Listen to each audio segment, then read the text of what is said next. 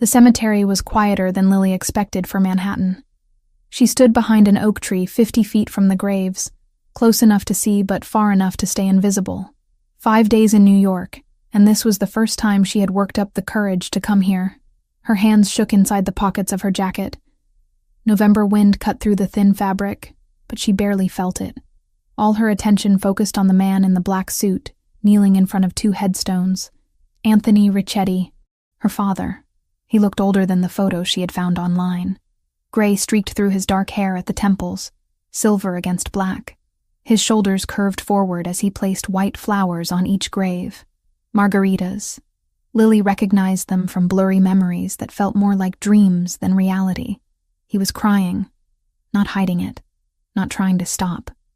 Just letting tears fall onto expensive suit pants, while 4 men in dark clothes stood at respectful distances. Security, probably. The kind of security that came with being a Mafia boss. Lily pressed her back against the rough bark of the tree. Her chest tightened watching him touch the smaller headstone, the one with her name carved into granite, Lily Marie Ricchetti. Beloved daughter. Gone too soon. She was supposed to be dead. Had been dead for 9 years according to official records. The car accident that never really happened.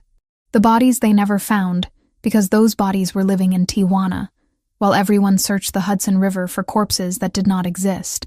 Her mother had orchestrated everything. Rachel Ricchetti, who spent 9 years telling Lily that the man now sobbing over an empty grave was a monster. Violent. Dangerous.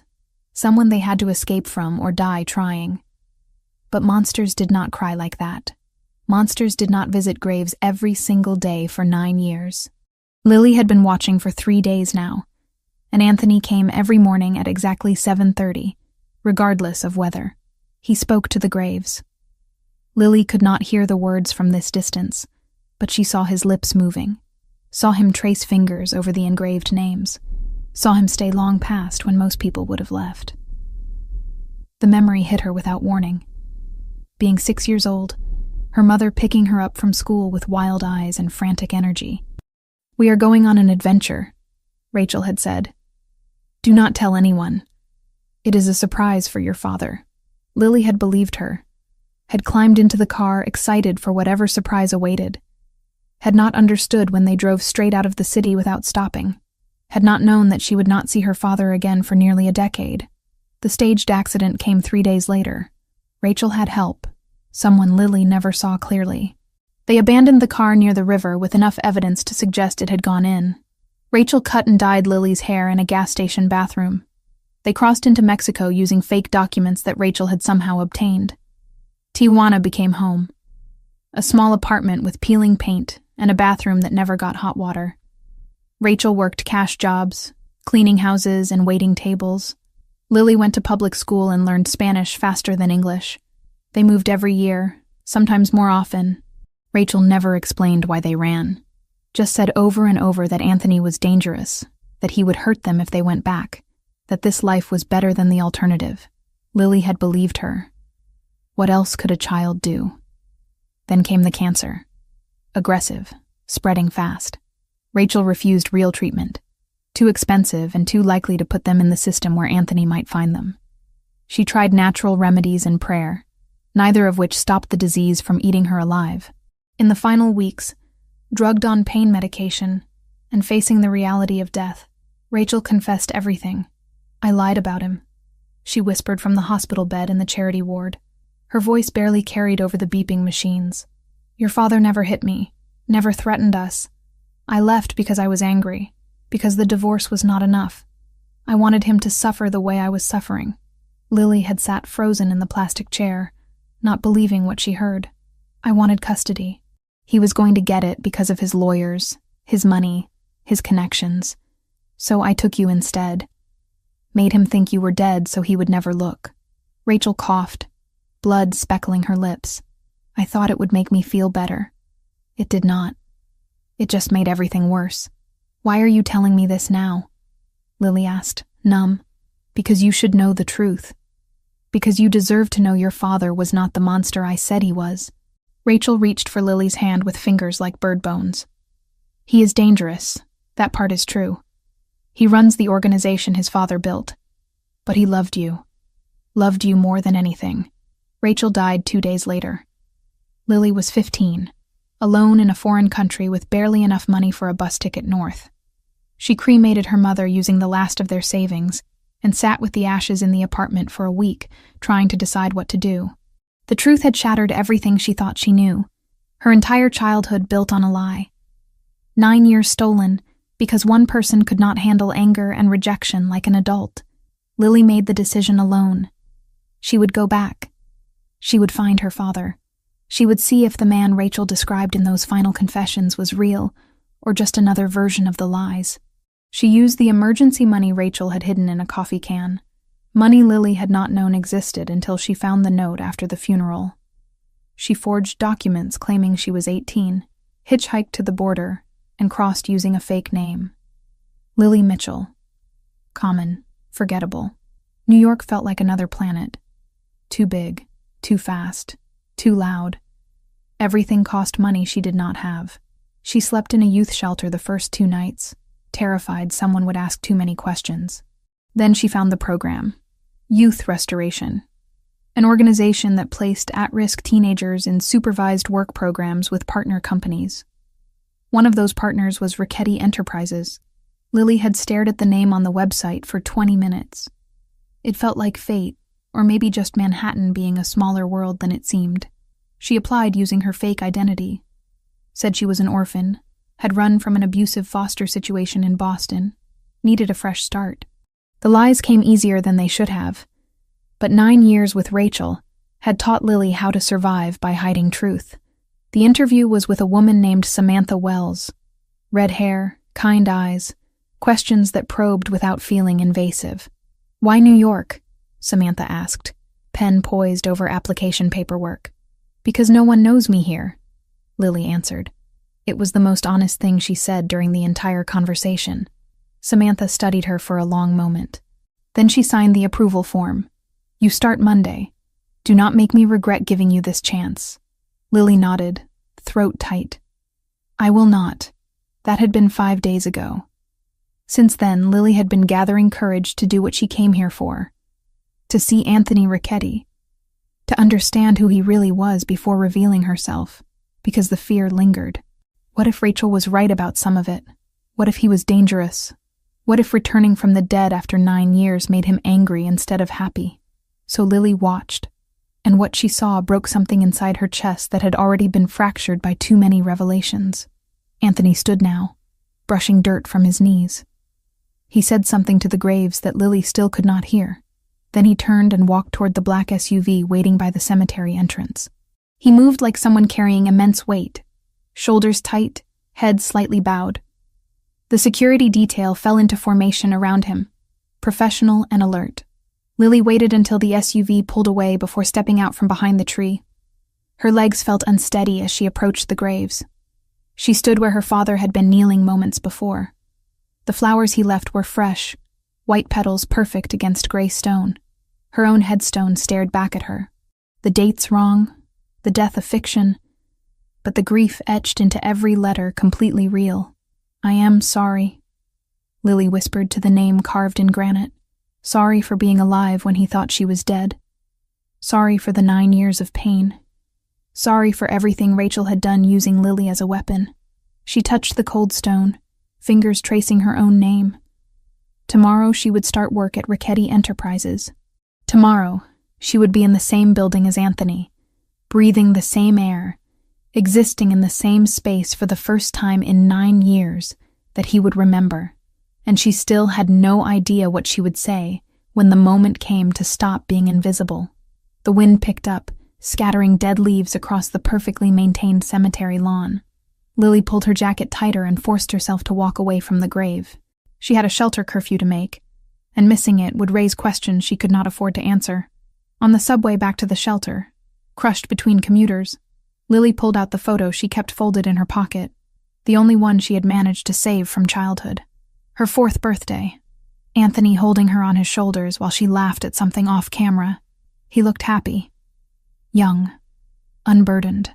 She wondered if he ever smiled anymore, if 9 years of grief had killed that part of him completely. Monday morning came too fast.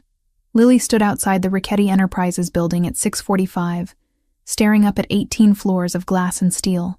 Somewhere in there, Anthony was probably already working, planning whatever Mafia bosses planned, living the life that Rachel had tried to steal Lily from. Samantha met her in the lobby at 7 sharp. "Ready?" she asked, professional smile in place. Lily nodded, not trusting her voice. The elevator ride felt eternal. They got off on the 15th floor, administrative offices. Clean, modern, intimidating in its perfection. "You will be working in filing and cleaning," Samantha explained as they walked through the space. "Keeping the records organized, maintaining the offices. Simple work, but important." "Understood." Samantha stopped outside a door marked Archive. "Few rules. Do not interact with senior executives unless spoken to first. Do not ask questions about business matters. Stay focused on your assigned tasks. Can you do that?" "Yes." "Good." Samantha handed her a key card. "Your shift is 7 to 3, Monday through Friday. Any problems? You come directly to me." Lily took the card, feeling the weight of plastic and lies in her palm. "Thank you for this opportunity." Samantha's expression softened slightly. "Everyone deserves a second chance. Do not waste yours." Then she was gone, heels clicking away down the corridor, leaving Lily alone with a filing system and the knowledge that her father was somewhere in this building above her head. The first day passed in a blur of learning systems and avoiding eye contact. The second day felt slightly easier. By the third day, Lily had established a rhythm. She could almost forget why she was really here, until she found the photo. It was in an old file box, mixed in with corporate documents from 15 years ago. A candid shot of Anthony, Rachel, and baby Lily at some company event. Anthony held infant Lily against his chest, while Rachel smiled at the camera. They looked happy. They looked like a real family. Lily's hands shook holding the photograph. This was what Rachel destroyed. This was what 9 years of lies had cost. She was still staring at the photo when footsteps approached from behind. "That needs to be filed in personnel archives." The voice froze every muscle in Lily's body. Deep, controlled, carrying authority without volume. She turned slowly. Anthony Richetti stood 6 feet away, close enough that she could see the gray in his hair, the lines around his eyes, the wedding ring he still wore despite Rachel being gone. His eyes locked on hers. Dark brown, intense, seeing everything. "What is your name?" he asked. Lily's throat closed. Seconds stretched into hours. She forced words past paralyzed vocal cords. "Lily Mitchell." Anthony went absolutely still. The color drained from his face in real time. His eyes, which had been professional and distant, suddenly focused on hers with terrible intensity. Green eyes. The same shade as Rachel's. The same shade his daughter had inherited. His mouth opened. No sound came out. He stared at her like seeing a ghost. Or maybe something worse than a ghost. Then he turned and walked away without another word, hands visibly trembling at his sides. Lily stood alone in the archive room, heart hammering, the photograph still clutched in her shaking fingers. He had reacted to her name, to her eyes, to something about her that cut through professional distance and struck whatever nerve made a mafia boss lose his carefully maintained control. This was real now. She was not watching from a cemetery anymore. She was standing in his world, carrying his daughter's name, wearing his daughter's face. And she had no idea what happened next. 3 days passed like holding breath underwater. Lily kept her head down, organized files that had not been touched in years, and tried to become invisible. The kind of invisible that made people forget you existed the moment you left the room. It worked on everyone except the security cameras. She noticed new ones appearing on the 15th floor. Small, discreet, positioned to cover angles that had been blind spots before. Someone was watching. Someone wanted to see everything that happened in the administrative section. Samantha appeared on the 4th morning with coffee and questions disguised as casual conversation. "How are you settling in?" she asked, leaning against the archive room doorframe. Lily kept sorting documents, not looking up. "Fine. The system makes sense once you understand the logic. Any issues with the other staff? I have not really talked to anyone." "That's probably smart." Samantha sipped her coffee, eyes assessing. You are doing good work. Better than the last 3 people we placed here. Thank you. Silence stretched between them. Lily could feel Samantha studying her, trying to figure out what did not quite add up. The background story was solid, but something in Lily's behavior must have triggered curiosity. Mr. Ricchetti mentioned you, Samantha said finally. Lily's hands stilled on the file folder. He did? Asked me to keep an eye on you. Make sure you are adjusting properly. Samantha's tone stayed neutral, but question marks hid beneath the words. He does not usually take personal interest in program participants. Maybe he is just thorough. Maybe. Samantha pushed off the doorframe. Or maybe you remind him of someone. The comment landed like a physical blow. Lily forced herself to keep breathing normally, to not react in any visible way. I have a common face, she managed. Your eyes are very distinctive. Samantha studied her for another moment. Green like that is rare. Lily had nothing to say that would not reveal too much. She stayed quiet, pretending to focus on alphabetizing files that were already in perfect order. Samantha left without pushing further, but the interaction rattled Lily for the rest of the day. She was being noticed, being watched, being discussed between Samantha and Anthony in conversations Lily was not part of. The pattern continued. Security presence increased subtly. Cameras multiplied. And Lily caught glimpses of Anthony more often than seemed coincidental for someone who supposedly never left the penthouse floors. He would appear on 15, speak briefly with department heads, then leave, but his eyes always found her. Always held a second too long before he forced himself to look away. It was terrifying and heartbreaking in equal measure. He clearly sensed something, but could not identify what. The coincidence of her name combined with her appearance created cognitive dissonance he was trying to logic away. Dead daughters did not return, especially not 9 years later working as file clerks. On the 7th day, Lily stayed late. Most staff left by 4, leaving the 15th floor quiet except for the hum of ventilation systems. She wandered the corridors, mapping the space, looking for pieces of her father's life that might help her understand who he had become. That was when she found it. A door at the end of the east corridor marked simply, storage. It had a basic padlock, the kind that looked secure but was not, if you knew what you were doing. Lily glanced at the nearest camera. It pointed toward the main hallway, not this dead-end section. Blind spot. Probably intentional for whatever was kept inside. Her fingers worked the lock using a bent paperclip, and the skills Rachel had accidentally taught her. When your mother could not remember where she put the house keys twice a week, you learned to get creative with entry methods. The lock clicked open. Lily held her breath and pushed the door. Inside was not storage. It was a personal archive. Boxes labeled with dates stacked on metal shelving. A small desk in the corner with a locked drawer. And on the walls, photographs in simple frames. Lily stepped inside and closed the door behind her. The photos destroyed her. Anthony holding baby Lily in the hospital. Lily's first birthday. Cake smashed everywhere. Her learning to walk while Anthony crouched with arms open. Preschool graduation. Every milestone documented and displayed like a shrine to someone who no longer existed. She moved deeper into the room. The boxes were organized chronologically. She opened one labeled 2016, the year of the disappearance. Inside were Lily's belongings. Her favorite stuffed rabbit. Drawings she made in kindergarten. A jacket she had loved with stars on the sleeves. Baby shoes preserved in tissue paper. Everything carefully packed and saved as if Anthony thought she might come back someday and want these pieces of childhood. Lily's vision blurred. She picked up the rabbit, threadbare and faded, and pressed it against her chest the way she used to when she was small and scared. The fabric still smelled faintly of the lavender detergent Rachel used before everything changed. 9 years. He kept everything for 9 years. Footsteps in the hallway outside jerked Lily back to reality. She quickly returned the rabbit to the box, closed it, and moved toward the door. The footsteps passed without slowing. Security making rounds. She should leave. Should get out before someone noticed the unlocked door. But one more box caught her attention. Labeled simply, Rachel. Lily opened it. Letters. Dozens of them. Written in Anthony's handwriting. Never sent. All addressed to Rachel. dated after the accident. Lily pulled one out and read, "I know you are gone.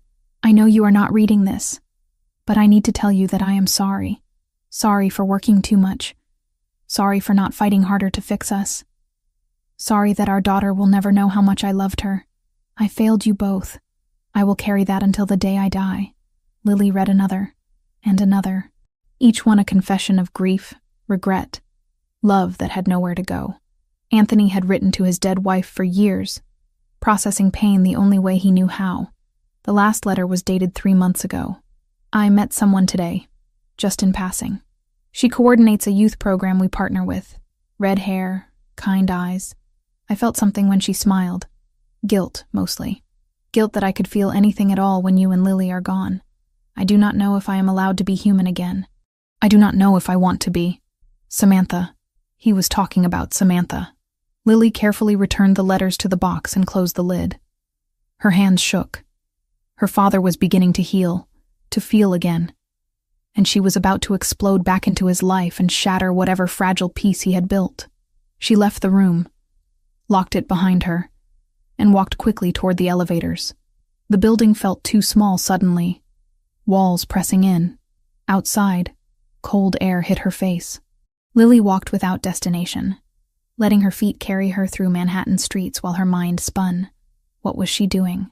What did she think would happen? She had imagined confrontation, answers, maybe even reunion, but watching her father grieve, seeing the depth of what Rachel's lie had cost him, made everything feel impossibly complicated. Revealing herself could heal him, or it could break him completely.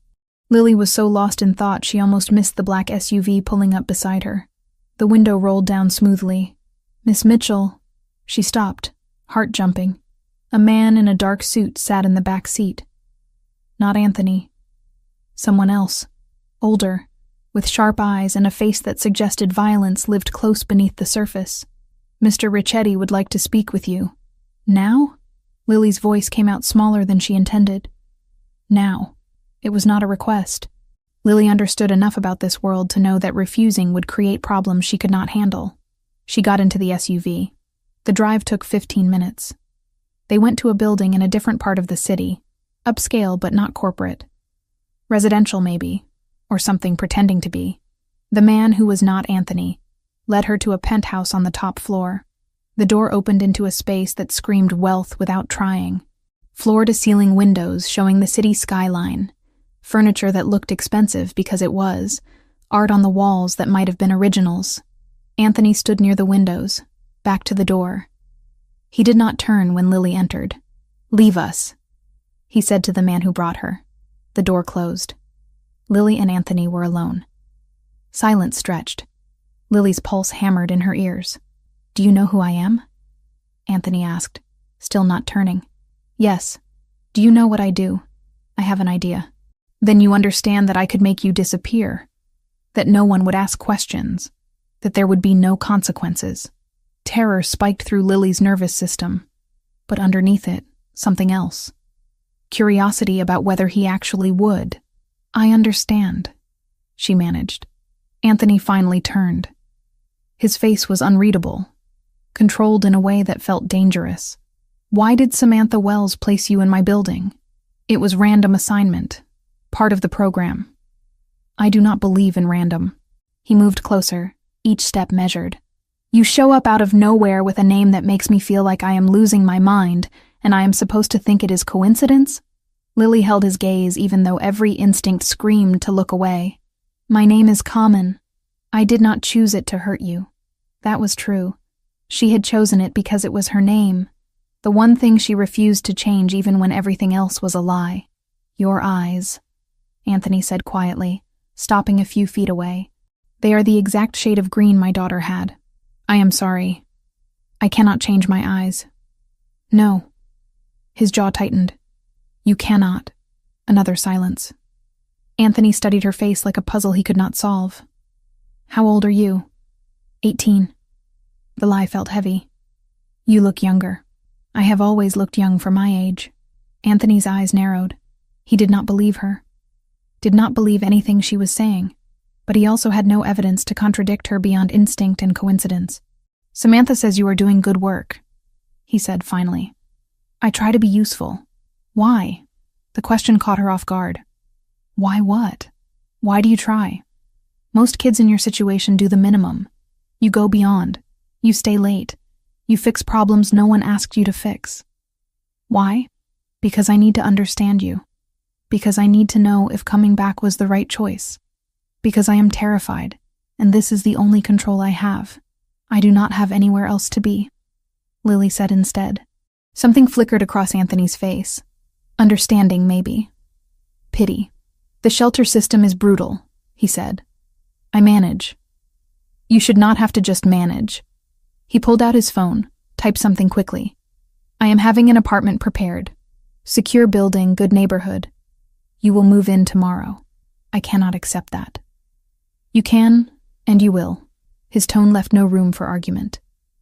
Consider it part of the program benefits. Samantha did not mention housing. I am mentioning it now. Lily opened her mouth to protest and saw the expression on Anthony's face. This was not negotiable. For reasons she did not fully understand, he had decided she needed protection, and he was going to provide it whether she wanted it or not. Thank you, she whispered. Anthony nodded once. A car will pick you up from the shelter tomorrow at 8. Bring whatever you have. Everything else will be provided. Why are you doing this? The question hung between them. Anthony looked at her for a long moment, something broken and desperate moving behind his carefully controlled expression. Because no child should have to survive alone. The car took Lily back to the shelter in silence. She lay awake that night staring at the ceiling, replaying every word of the conversation. He was helping her, protecting her, responding to her existence with generosity instead of suspicion, and he had absolutely no idea who she really was. The apartment Anthony provided was more than Lily had lived in her entire life. Hardwood floors, actual furniture that was not falling apart, a kitchen with appliances that worked, windows overlooking a street where people walked dogs and carried coffee without looking over their shoulders. It felt wrong, like wearing someone else's skin. Lily spent the first night sitting on the couch, afraid to touch anything. Morning came, and she forced herself to get ready for work, using the shower that had endless hot water and the towels that were softer than any clothing she owned. The week settled into routine. Work from 7 to 3. Learning the filing systems until she could navigate them in her sleep. Watching Anthony appear and disappear like a ghost on the 15th floor. Never speaking directly to her, but always aware of exactly where she was. The locked room called to her. Lily had left it alone after that first intrusion, worried that pushing boundaries would trigger consequences. But the memory of those boxes, those photographs, those pieces of childhood she barely remembered, pulled at her constantly. On Friday evening, after everyone left, Lily stood outside the storage room door. The building was quiet, except for the soft hum of electronics. Security would be making rounds, but she had timed their pattern, 15 minutes between sweeps of this corridor. The lock opened easily under her fingers. Muscle memory from years of necessity. Inside, nothing had changed. The boxes still sat on their shelves. The photographs still lined the walls. But this time Lily noticed the DVDs. Dozens of them, labeled with dates and events. She picked one at random. Lily, age 3, pizza making. A television and DVD player sat on the desk in the corner. Someone came here to watch these, recently, based on the lack of dust. Lily inserted the disc and pressed play. The screen flickered to life. A kitchen she barely recognized. Bright, clean, full of afternoon sunlight. And there, small enough to need a step stool, stood a little girl with dark curls and a white apron that dragged on the floor. Lily's breath caught. That was her. Actually her. Not a photograph, but moving and alive and real. Anthony's voice came from off-camera. Okay, Piccola. First we add the flour. Can you reach? I can do it! Little Lily's voice high and confident. She grabbed a measuring cup bigger than her hands. Careful. Not too much. I know, Papa. You told me already. The exasperation in her child voice made present-day Lily want to laugh and cry simultaneously. The video continued. Anthony appeared on screen, younger, less gray, genuinely smiling. He guided small hands through the process of making dough, mixing, kneading, shaping. Little Lily talked the entire time, asking endless questions that Anthony answered with patience Lily had not known existed. "When I am big, I will make pizza every day," little Lily announced. Every day might be too much pizza. No such thing.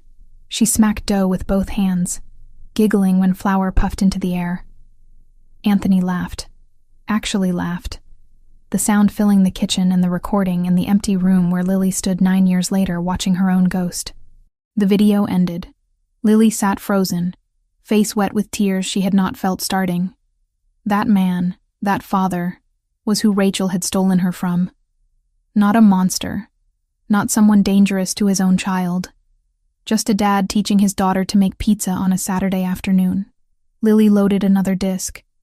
Birthday party, age 5. The whole thing captured on video. Anthony carrying her on his shoulders while she shrieked with joy. Rachel smiling genuinely before whatever darkness took root in her mind. Cake, presents, family members Lily did not recognize. She watched video after video, each one a piece of the childhood Rachel had erased. Each one proof that the lie had been complete and deliberate. Hours passed without Lily noticing. She was so absorbed in the screen that she did not hear the change in the building's ambient sound. Did not register that someone was accessing security footage in real time. 3 floors up, Anthony sat in his private office staring at a monitor showing the storage room. He had known the moment Lily entered. The alert came directly to his phone, same as last time. But watching her watch those videos, seeing her face illuminated by memories she should not have access to, broke something in his chest that had already been cracked for years. She cried, openly, desperately, touching the screen when the child version of herself appeared, like she recognized something she had lost. Anthony picked up his phone to call security, to have her removed, questioned, possibly arrested for repeated breaking and entering. His finger hovered over the contact. On screen, Lily pressed her palm flat against the television. The video showed Anthony swinging his daughter in circles while she laughed. Present-day Lily's shoulders shook with sobs. Anthony put the phone down. He typed a message to security instead. Storage room on 15. Leave it unlocked going forward. Filing error. The response came immediately. Understood, sir. Anthony turned off the monitor.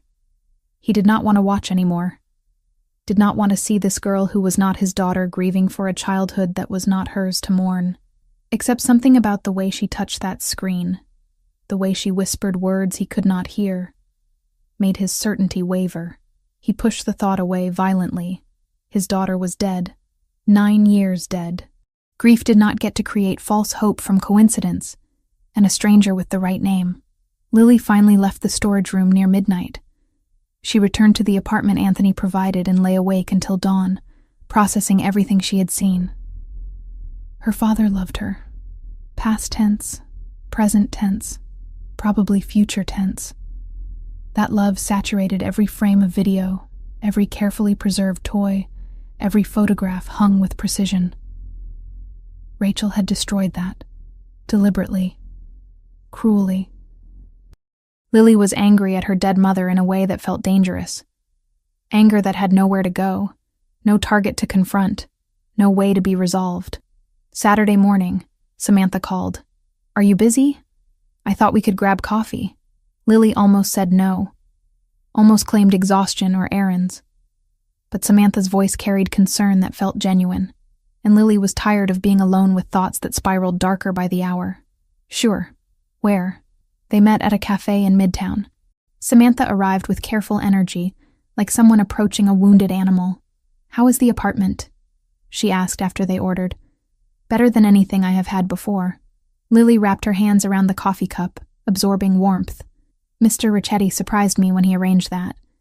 He does not usually get personally involved with program participants. Maybe I am just lucky. Maybe. Samantha studied her across the small table. Or maybe you remind him of someone, and he is trying to help in the only way he knows how.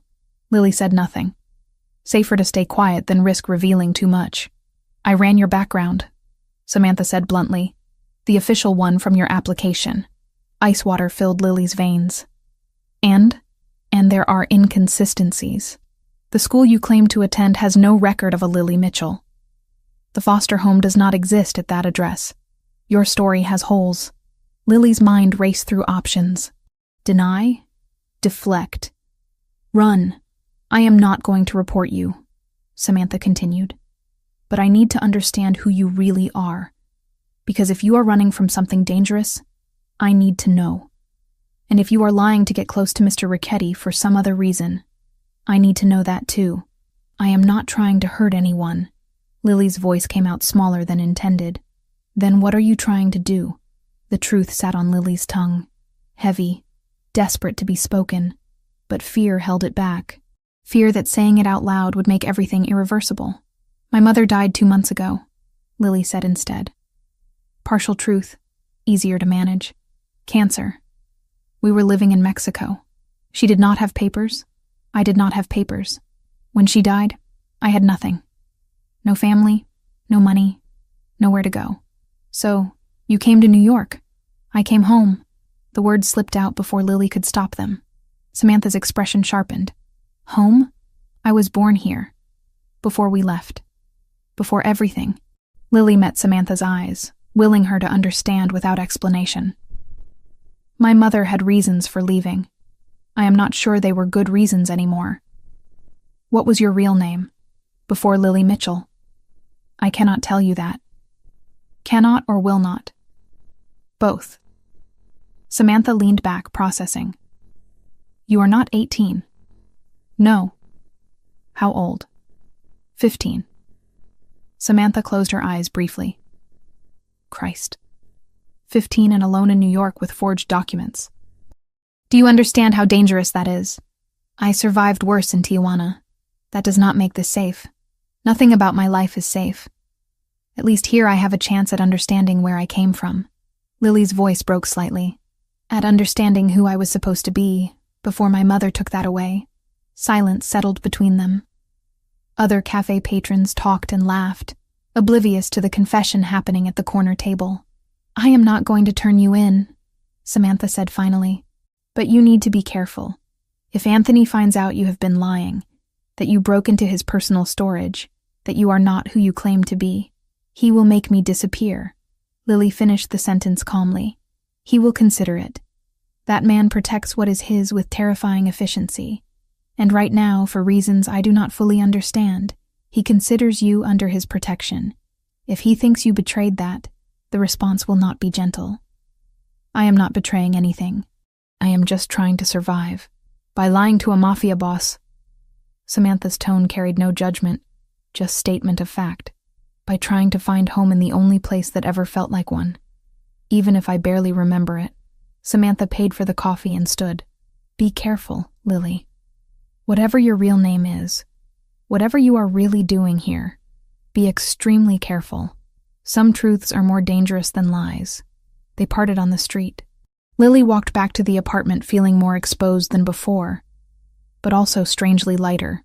Samantha knew she was lying, but Samantha was not turning her in. That evening, Samantha sat across from Anthony in a restaurant he owned but never advertised. The kind of place where business happened between courses and waitstaff knew not to overhear conversations. Thank you for making time, Samantha said, nervous in a way she rarely felt. You said it was about the program. Anthony's attention focused entirely on her. Intense, undivided. Initially, yes. But I am realizing I wanted an excuse to see you outside work. Something shifted in Anthony's expression. Surprise, maybe. Interest, definitely. I am not good company lately, he said. I will risk it, they ordered. Conversation started professional, discussing program logistics and participant progress. But gradually, naturally, it drifted personal. You lost someone, Anthony said. Not a question. My brother. 7 years ago.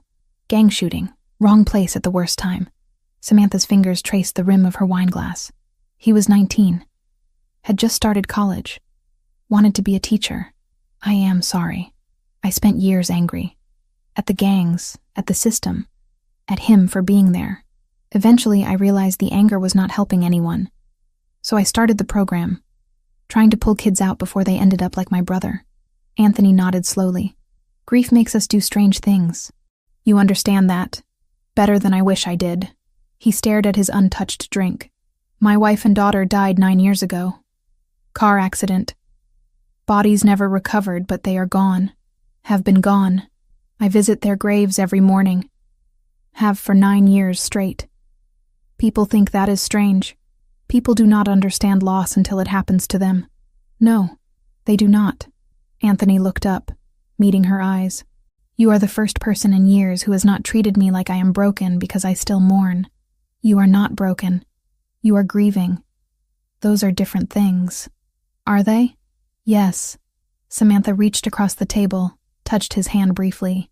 Broken suggests something that cannot be fixed. Grieving just means you love deeply. That is not a flaw. Anthony's expression cracked slightly, vulnerability showing through carefully maintained armor. I do not know how to stop, he admitted quietly. Do not know how to move forward when they are still everywhere I look. Maybe you are not supposed to stop completely. Maybe you just learn to carry it differently. They talked for hours. About loss, about guilt, about the impossible weight of continuing when part of you died with the people you could not save. When Anthony walked Samantha to her car, he seemed lighter, less burdened. Thank you, he said. For dinner? For seeing me. Not the reputation or the fear. Just me.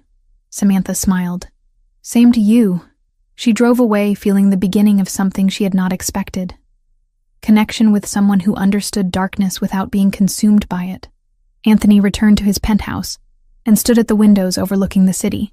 For the first time in 9 years, the thought of tomorrow did not feel entirely like punishment. Somewhere across Manhattan, Lily lay in an apartment she did not deserve, thinking about videos of a father who loved her and a mother who destroyed everything for reasons that would never make sense. 3 people, 3 different perspectives, orbiting the same truth that none of them could see yet. 10 days into working at Richetti Enterprises, Lily had almost convinced herself that she could maintain the careful balance indefinitely. Keep her head down, do her job, observe Anthony from a safe distance while deciding how and when to reveal the truth. That illusion shattered on a Tuesday afternoon. Samantha had hired a private investigator the week before. Not through official channels, just a quiet inquiry into the background of Lily Mitchell. The inconsistencies bothered her too much to ignore, and if the girl was running from something dangerous, Samantha needed to know what. The investigator was thorough. He checked school records, foster system databases, immigration logs. Most of it came back empty, which was suspicious on its own. But one search returned something that made him call Samantha immediately. I found a Rachel Richetti in the immigration records, he said. Crossed from Mexico into Texas 5 days before your Lily Mitchell showed up in New York. Had a minor dependent with her. Samantha felt her stomach drop. When did Rachel Richetti die? Officially? 9 years ago. But these records are recent. Someone using that name crossed the border 2 months ago. Send me everything you have. The files arrived within the hour. Samantha stared at the documentation, mind racing through implications. Rachel Richetti was supposed to be dead. Anthony's wife, gone in the accident that also took his daughter. But if someone using that name crossed the border with a child, and days later, a 15-year-old girl with green eyes and the name Lily appeared in a program partnered with Anthony's company, Samantha grabbed her phone to call Anthony, then stopped. She needed to talk to Lily first, needed to understand what was happening before involving anyone else. What Samantha did not know was that the investigator had an employee, a young man who handled filing and copied documents for clients, a young man who also happened to be on the payroll of the Albanian Mafia, feeding them information about anyone investigating connections to their rivals. When he saw the name Richetti cross his desk, he photographed everything and sent it directly to his other employer. The Albanians had been watching the youth restoration program for months. It was perfect for their purposes. Anthony Richetti protected those kids, which meant they were leverage, potential targets, ways to hurt a man who was otherwise nearly untouchable. But this was something else entirely. If Anthony Richetti's supposedly dead daughter was actually alive and working in his building without his knowledge, That was information worth its weight in gold. They decided to investigate directly. Lily left work at 3, same as always. She walked the 6 blocks to the subway, lost in thought about the videos she had watched the night before.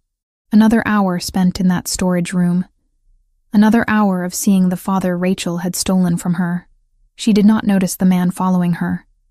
Did not register the second man across the street keeping pace. Not until one of them stepped directly into her path. "Lily Mitchell," he said. Accent thick, Eastern European. "We need to talk." Lily stopped, every instinct screaming danger. "I do not know you, but we know you. Know your real name, too. Lily Ricchetti." He smiled without warmth. "Or should we call you the girl who came back from the dead?" Terror spiked through her. "I do not know what you are talking about." "No?" The second man appeared beside her, boxing her in. "You do not know Anthony Ricchetti? Do not work in his building? Do not live in the apartment he pays for?" "I work for a company. That is all. We think you are more than that. We think you are very interesting. And we think you might want to make some money telling us about your father." The word father landed like a physical blow. They knew. Somehow, they knew. Lily bolted. She ran without thinking, instinct taking over. Behind her, footsteps pounded pavement. Shouts in a language she did not understand. She made it 2 blocks before hands grabbed her jacket. Lily twisted, pulling free, but momentum sent her stumbling into a brick wall. Her arm scraped against rough surface, tearing fabric and skin. The men closed in. Then everything exploded into violence. Anthony appeared from nowhere, moving with speed that seemed impossible for someone his size. He grabbed the first man by the throat and slammed him into the same wall Lily had just hit. The sound of impact was sickening. The second man reached for something under his jacket. Anthony was faster. He caught the man's wrist, twisted sharply. Bone cracked. The man screamed. Lily stood frozen, watching her father dismantle 2 armed men in under 10 seconds. This was not the person from the videos. This was someone else. Someone dangerous and efficient and terrifying. Security vehicles screeched to a stop around them. Men in suits poured out, grabbing the 2 Albanians who were now on the ground groaning. Anthony turned to Lily. His eyes were wild, unfocused. Then he saw her bleeding arm, and something shifted. The violence drained away, replaced by concern that looked almost frantic. "You are hurt." His voice came out rough. "It is just a scrape. Get in the car." Not a request. The SUV was there, door already open. Lily got in, because refusing seemed more dangerous than complying. Anthony slid in beside her, already pulling out his phone. "Samantha, I need you at the penthouse immediately." He hung up before she could respond. The drive took 8 minutes. Lily counted every second, hyper-aware of Anthony beside her radiating barely controlled energy. He had not asked if she was okay. Had not asked what the men wanted. Just sat there breathing too fast and staring at her like she might disappear. The penthouse was exactly what she expected. Expensive, cold, overlooking the city like a kingdom. Anthony led her to a kitchen that looked barely used and pointed to a chair. "Sit." Lily sat. He returned with a first aid kit, movements precise but hands shaking slightly. He rolled up her sleeve, examining the scrape with focus that felt excessive for such a minor injury. "This will sting," he said, applying antiseptic. It did sting, but Lily barely felt it. She was too focused on Anthony's face. The concentration there, the care. Like this small injury mattered more than the violence that just happened. He bandaged the scrape with careful attention, tape placed exactly right. Then his eyes caught on something else. Lily's jeans had torn during the fall, a small rip just above her left knee, exposing a scar about 1 inch long. Anthony's hands froze. "Where did you get that?" "The scar?" Lily looked down. "I fell off a bike when I was 5. Needed stitches." The color drained from Anthony's face. He stared at the scar like it was a ghost-made flesh. "What is wrong?" Lily asked. "Nothing," but his voice came out strangled. My daughter had a scar exactly like that. Same place, same shape." The moment stretched. Lily could see him processing, trying to make sense of coincidence piling on top of coincidence. Name, eyes, scar. How many similarities before it stopped being random? But dead daughters did not come back. That was impossible. The elevator chimed. Samantha rushed out, concern written across her face. What happened? Are you both all right? Albanian Mafia approached her on the street, Anthony said, still staring at Lily's knee. They knew her name. Knew she worked for me. How would they know that? That is what I intend to find out. Anthony finally looked up at Samantha. Can you stay with her while I handle the interrogation? Of course. Anthony left without another word. Samantha waited until the elevator doors closed before turning to Lily with an expression that demanded truth. My office got broken into 2 days ago, she said quietly. The investigator I hired to check your background. Someone stole copies of his files. Lily's breath caught. What files? Immigration records showing Rachel Ricchetti crossed the border from Mexico 5 days before you appeared in New York. Samantha moved closer. The same Rachel Ricchetti who supposedly died 9 years ago with her daughter. I can explain. I think you better. Samantha's voice stayed gentle but firm. Because right now, the Albanian Mafia knows something about you that made them come after you directly. And Anthony is downstairs torturing 2 men for answers that I think you already have. Lily felt everything crumbling. The careful facade, the planned revelation, the control she thought she maintained. It all fell apart under Samantha's knowing gaze. My name is Lily Ricchetti, she whispered. Not Mitchell. Ricchetti. Samantha went very still. Anthony's daughter. Yes, but you are supposed to be dead. I was never dead. My mother faked the accident. She kidnapped me, took me to Mexico, and made my father believe we drowned. The words came faster now. 9 years of secrets spilling out.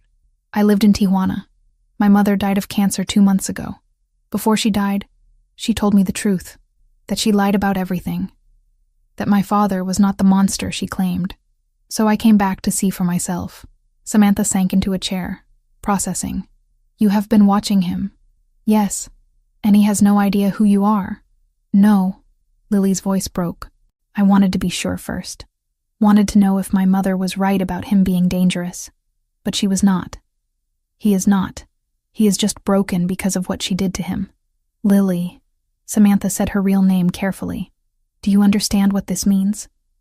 What this will do to him when he finds out? I know.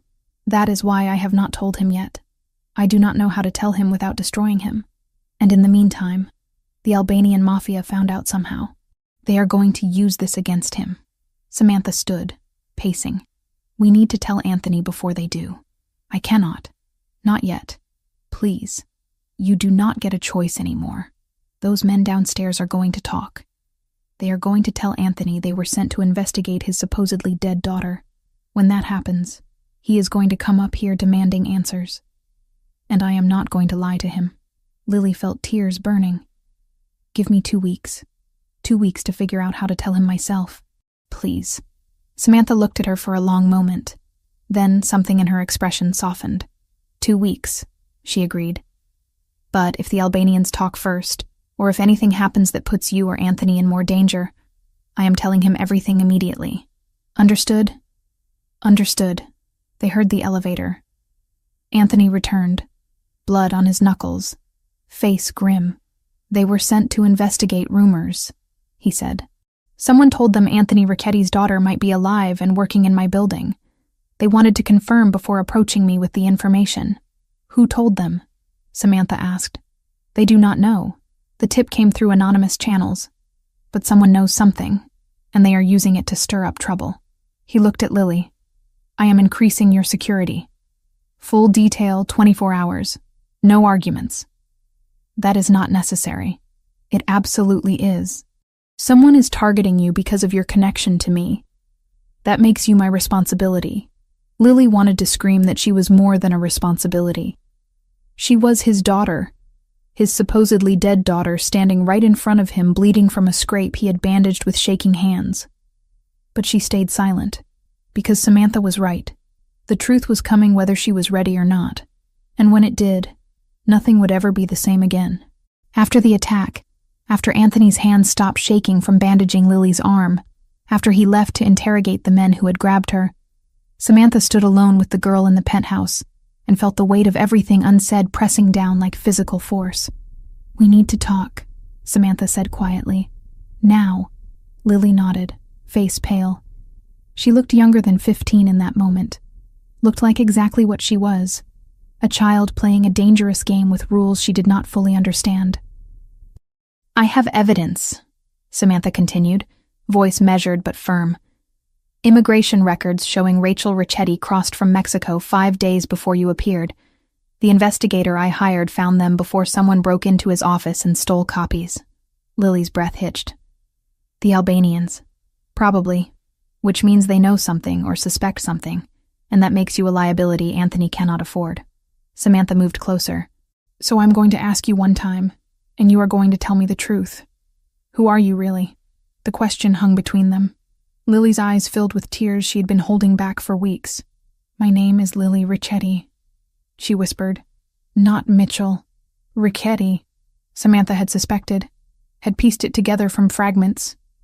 But hearing it spoken aloud still felt like the ground dropping away. His daughter. Yes, the one who supposedly died 9 years ago. I never died. My mother faked the accident. She took me to Mexico and told me he was dangerous, that he would hurt us if we came back. I believed her until she died of cancer 2 months ago and confessed it was all lies. The words spilled out faster now, desperate. She said he loved me, that she did this out of anger, not fear. So I came back to see if it was true. Samantha sank into the nearest chair, processing. 9 years. Anthony had mourned for 9 years, visited graves every morning for 9 years, kept videos and clothes and memories for 9 years, all while his daughter lived. "Does he know?" she asked, though she already knew the answer. "No." I wanted to be sure first. Wanted to see who he really was before I told him. Lily's voice broke. "I thought I had time. I thought I could just watch and decide. But now the Albanians know and everything is falling apart. You should have told him immediately. I was afraid. What if my mother was right about some of it? What if he was dangerous to me specifically? So you lied instead. Used a fake name, worked in his building. Let him give you an apartment and protection without telling him why you were really here." Samantha's tone carried no judgment, just exhaustion. "Do you have any idea what this will do to him when he finds out? I know it will hurt him. That is why I have not said anything yet. It will do more than hurt him, Lily. It will destroy him. He built his entire life around that grief, around the belief that he failed to protect you. And now you are here, alive, and he does not know." Lily wiped at her eyes. "What do I do?" Samantha thought about Anthony downstairs, probably breaking bones to get answers from men who knew a fraction of what she now knew. Thought about the way he had frozen when he saw Lily's scar, the way his hands shook bandaging a simple scrape. "You tell him," Samantha said finally. "But not today. Not while he is in interrogation mode, and you are still shaking from being grabbed on the street. Then when? I will give you 2 weeks, 14 days to prepare yourself, to figure out how to say it. But if the Albanians move again, or if I think he is about to find out some other way, the deal ends. I tell him everything immediately. Why are you helping me? Because you are a child who got caught up in an adult's terrible choices. And because he deserves to hear this from you, not from me or from enemies trying to use it as leverage." Samantha stood. "But understand this clearly. If you run, if you disappear, if you do anything that makes this worse, I will tell him everything. Are we clear?" "Yes. Say it." "I understand. 2 weeks. Then I tell him myself or you do it for me." "Good." Footsteps approached from the hallway. Anthony returned, blood on his knuckles from interrogation that had clearly been less conversation and more violence. "They talked," he said, voice flat. "The Albanians were sent to investigate rumors. Someone told them Anthony Ricchetti's dead daughter might be alive and working in my building. They wanted to confirm before approaching me directly." "Who told them?" Samantha asked, though she already suspected the answer involved her investigator's office. "They do not know. Anonymous tip through their network. But someone is feeding information, which means someone either knows or suspects something." His eyes moved to Lily, "which makes you dangerous to have around. Not because of who you are, but because of what people think you might be. Lily said nothing. Could not say anything without revealing everything. I am increasing security, Anthony continued. Full detail, rotating shifts, 24-hour coverage. You do not leave that apartment without 2 men minimum. You do not go anywhere I have not approved first. Understood? That is not necessary, Lily protested weakly. It absolutely is. Someone grabbed you on my watch. That does not happen twice. His tone left no room for argument. You are under my protection now. That means something in this world. After he dismissed them, Samantha drove Lily back to the apartment in heavy silence. Only when they were alone in the car did she speak again. He is going to figure it out eventually, she said. The coincidences are piling up too high. Name, eyes, scar.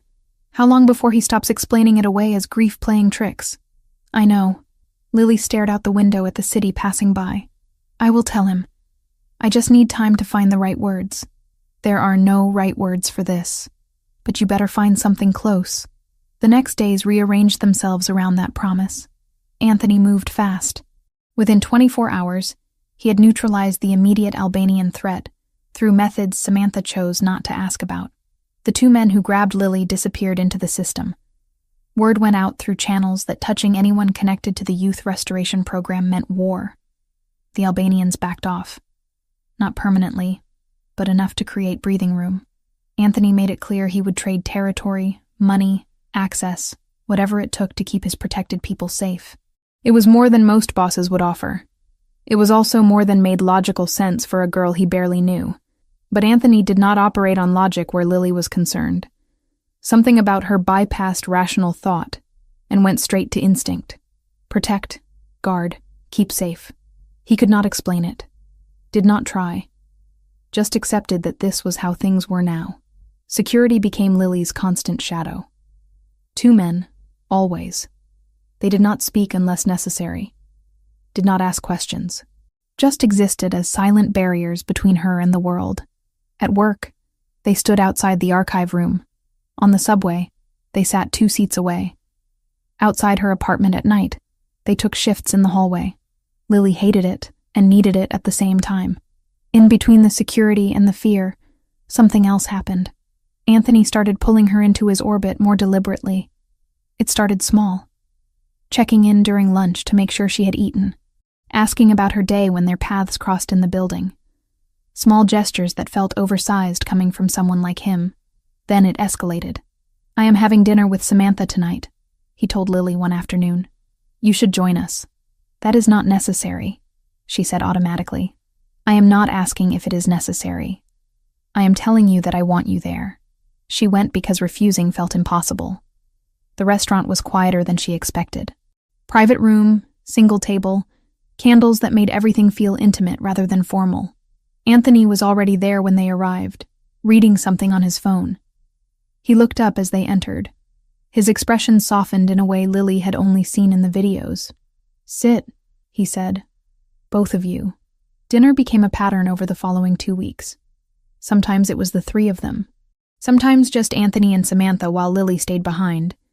Aware that something was building between them that had nothing to do with her, she watched them carefully during those shared meals.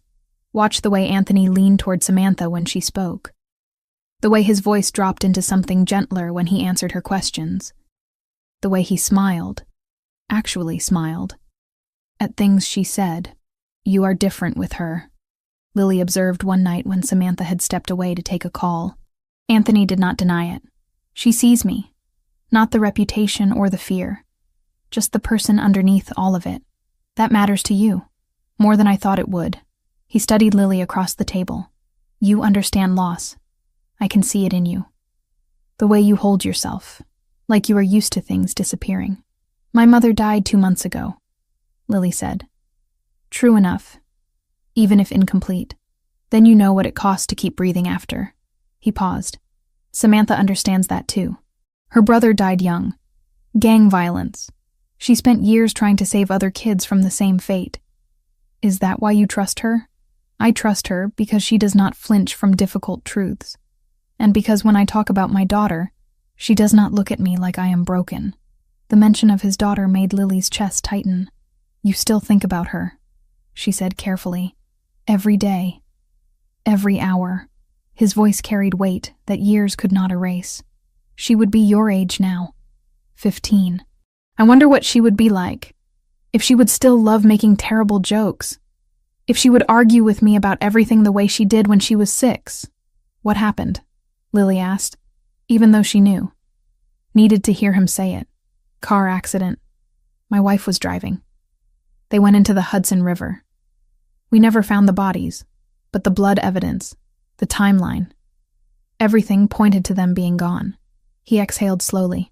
I have spent 9 years wondering if they suffered. If they were afraid. If my daughter called for me while she drowned. The pain in his voice nearly broke her. Lily wanted to reach across the table and tell him right then. Tell him she had not drowned.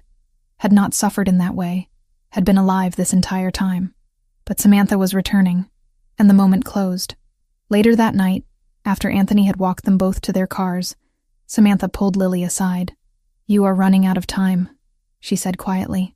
He is starting to care about you independent of whatever instinct is telling him to protect you. When he finds out you have been lying this entire time, that care will turn to something much worse. I know. I am working on it. Work faster. The 2 weeks moved like water through cupped hands. Lily tried to write the confession a dozen times. Started letters she could not finish. Practiced speeches that sounded hollow out loud. Meanwhile, Anthony wrestled with ghosts. The scar on Lily's knee haunted him. He thought about it at night when sleep would not come. Thought about the day his daughter fell off her bike. The way she cried but refused to let go of his hand through the entire emergency room visit. 6 stitches. Small scar. Same location as the mark he had seen on this stranger who worked in his building and looked at him with eyes the exact shade of green his wife had passed to their child. He told himself it meant nothing. Coincidence existed. Scars happened. People fell. But the explanation felt thinner each time he repeated it.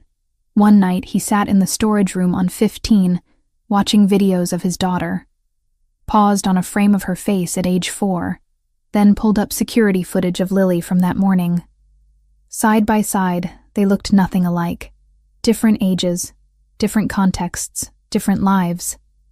But the tilt of her head when she was thinking, the way her mouth curved when she was trying not to smile, the exact arch of her eyebrows when she concentrated. He closed both screens and poured a drink he did not finish. She is dead, he said aloud to the empty room. This is grief. Nothing more. The room did not answer. While Anthony fought with himself, Samantha found herself pulled deeper into his life. Their dinners became longer. Their conversations drifted from work to personal territory more often. He told her about his parents, about the restaurant his father had run as a front for other business, about his mother who pretended not to know the details as long as her husband came home each night. Did you ever want something different? Samantha asked one evening. When Lily was born, yes. I thought about leaving, taking them somewhere quiet. But this life does not let go easily. There are always obligations. He looked at her with something raw, showing through the usual control. If I had known what staying would cost, I would have burned it all down myself. You loved them that much. I love them that much, he corrected. Present tense. That does not end. Does it get easier? Some days it feels like a scar that has healed over. Still there, but not actively hurting. Other days it is as fresh as the first morning. No pattern. No warning. You just wake up and it is there again. Samantha reached across the table, touched his hand briefly. You are allowed to feel things again. To want things that are not just about surviving. Am I? Yes. He looked at their hands, his larger and scarred from years of violence, hers smaller and steadier. He did not pull away.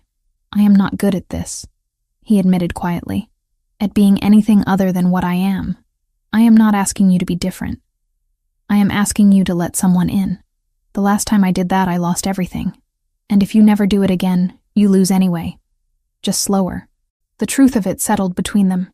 Anthony lifted her hand to his lips, kissed her knuckles with reverence that felt almost sacred. Thank you, he said. For what? For not giving up on the idea that I might still be human underneath all of this. Samantha drove home that night with the ghost of his kiss still on her skin, and the weight of Lily's secret heavy in her chest. She texted Lily when she got inside. "Time is almost up. Have you decided how you are going to tell him?" The response came back quickly. "Yes. I am writing it down. Everything. He will read it, and then I will be there to answer whatever questions he has." "When?" "End of this week, before the 2 weeks are up." "Good. Because I do not think I can keep this from him much longer.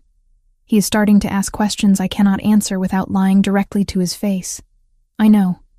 Thank you for giving me this time. Do not thank me yet. This is going to get much worse before it gets better." Lily read the text and knew Samantha was right. But worse was coming regardless. At least this way, she controlled the timing. She pulled out a blank page and began to write. The story started where all stories start, at the beginning. And this time she did not stop until every word was on paper. Saturday arrived cold and clear. Lily dressed carefully, choosing jeans and a sweater that would not draw attention. She braided her hair because leaving it down felt too vulnerable for what she was about to do. The SUV picked her up at noon. Samantha was already inside, expression carefully neutral. Anthony sat in front, speaking quietly into his phone in Italian. He hung up as the vehicle pulled into traffic. "We will be there in 40 minutes, he said without turning around. "The house is empty today. My cousin is out of town." Lily watched the city give way to suburbs, then to spaces between properties that suggested wealth existed here in acres rather than square footage. When they finally turned down a private drive, her breath caught. She remembered this. Not clearly, not with adult precision, but in fragments. The iron gate, the long driveway lined with trees, the house itself, brick and stone, and windows that reflected sky. They parked in front. Anthony got out first, waited for them to follow. "It has been in the family for 30 years, he said. "My father bought it when the business became successful. I lived here with Rachel and Lily before things fell apart." He said his daughter's name without flinching, but Lily saw the tightness around his eyes. They walked to the door. Inside, the house was preserved in a way that suggested someone cared about its history. Furniture that looked original, photographs on walls, rugs that had been there for decades. Anthony moved through the space like a ghost revisiting old haunts. He pointed out rooms with sparse description. Living room, dining area, kitchen where Rachel tried to teach me to cook and gave up after I burned pasta 3 times. Lily followed, heart pounding. She recognized pieces, the curve of the staircase, the chandelier in the entryway that caught light in specific patterns. Then Anthony stopped at a closed door on the 2nd floor. This was her room, he said quietly. "Lily's. My cousin kept it mostly the same. Said it felt wrong to change it." He opened the door. Lily stepped inside and felt time collapse. The room was smaller than she remembered, but everything else was exactly right. The bed with its canopy. The bookshelf filled with picture books she had loved. The toy chest in the corner still holding stuffed animals. And the walls. The walls were covered in glow-in-the-dark stars that she knew from memory would light up when the door closed. She moved to the window without thinking. Looked out at the backyard where she had learned to ride a bike, where she had fallen and torn open her knee. "The lamp," she said suddenly, voice shaking. "The lamp on the nightstand. It is shaped like a crescent moon." Anthony went very still behind her. "How do you know that? You cannot see it from that angle." Lily turned. The lamp sat on the far side of the bed, blocked by the canopy frame from where she stood.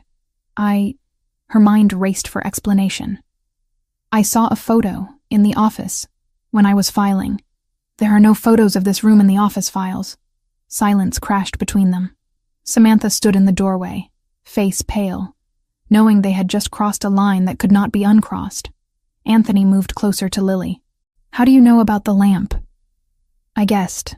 Moon shapes are common for kids' rooms. Do not lie to me." His voice dropped to something dangerous. "You have been lying since you walked into my building, and I have let it go, because I told myself there were explanations. But right now, in this room, you are going to tell me the truth." Lily's breath came too fast. This was not how it was supposed to happen. She was supposed to write it down, supposed to have time to prepare, supposed to control the revelation. But control was illusion. It always had been. I know about the lamp, she said, voice breaking. Because I slept under it for 6 years. Because this was my room. Because I am the person you visit every morning at a grave that should be empty. Anthony stared at her. Color drained from his face in real time. What did you say? My name is Lily Ricchetti. Not Mitchell. Ricchetti. The words tumbled out now, unstoppable. My mother faked the accident. She took me to Mexico. She told me you were dangerous, that you would hurt us if we came back. I believed her until she died and confessed that she lied about everything. He took a step back like she had struck him physically. That is not possible. You are dead. The car, the blood, the investigation, all staged. She planned it for weeks. Had help from someone I never met. We crossed into Mexico the same night you thought we drowned. I lived in Tijuana for 9 years while you visited empty graves. No. He shook his head violently. No. My daughter is dead. This is some kind of con. Some elaborate game to get close to me. To use my grief.